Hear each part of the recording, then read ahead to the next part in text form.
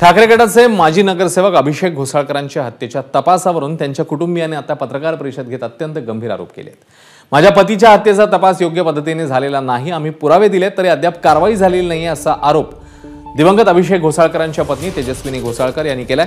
तर तपास यंत्रणांवर दबाव आहे असा ही आरोप विनोद घोसाळकर यांनी केलेला आहे।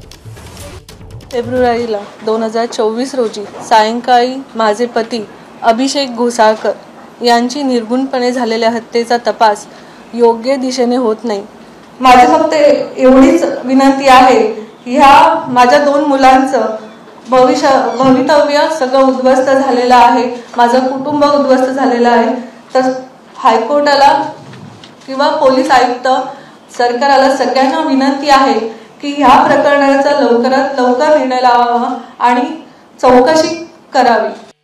पहिल्यांदा ज्यावेळेला अभिषेकची हत्या झाली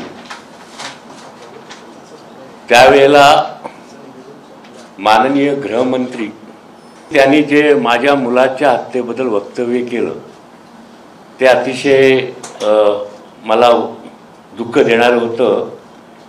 त्यांनी असं म्हटलं, गाडीकारी स्वार आला तरी गृहमंत्र्यांचा राजीनामा मागाल का?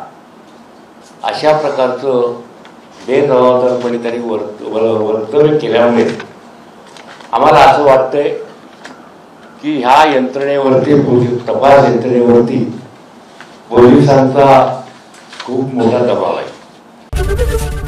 एबीपी माझा, उघडा डोळे बघा नीट।